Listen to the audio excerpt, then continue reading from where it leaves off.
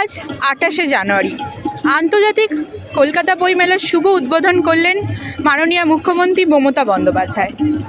আজকের এই বইমেলার অতিথিশালায় উপস্থিত ছিলেন জার্মানি রাষ্ট্রদূত ডক্টর ফিলিপ আকারম্যান এবং বিশিষ্ট সাহিত্যিক আবুল বাশার। আপনারা দেখতে পাচ্ছেন বইমেলার প্রাঙ্গণে মানুষের ভিড় আপনাদের চোখে পড়ার মতো। এছাড়াও অন্যান্য রাজ্য উপস্থিতি রেখেছে আমাদের বইমেলায়, অন্যান্য রাজ্য থেকেও স্টল দেওয়া হয়েছে বইমেলায়।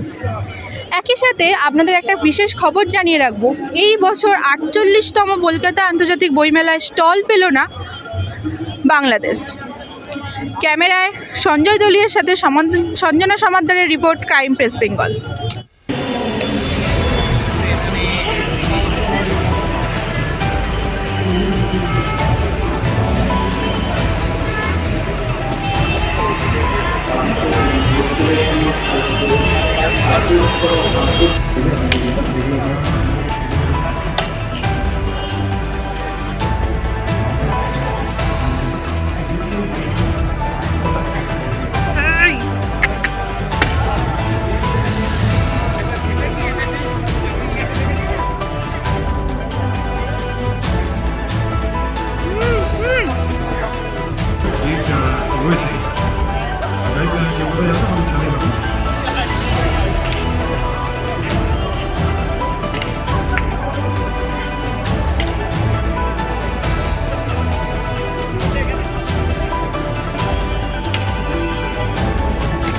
আজ আন্তর্জাতিক কলকাতা বইমেলার প্রথম দিন, কেমন লাগছে?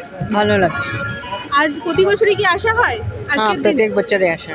আপনাদেরও কি স্টল দেওয়া? আমাদের স্টল আছে, সারদা মাঠের স্টল। শুনলেন মানুষের ভালো লাগা, মানুষের ভালো লাগছে এই মুহূর্তে। আমি আরেকজনের কাছে কথা বলার চেষ্টা করব।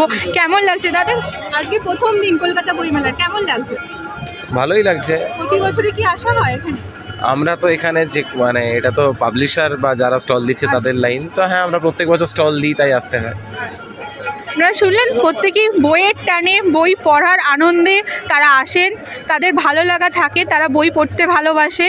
সকলেরই আমরা বই পড়তে ভালোবাসি, তারাও ভালোবাসে, তাই তারা আজকে কলকাতা বইমেলার প্রথম দিনেই উপস্থিত হয়েছেন বইয়ের গন্ধ নিতে।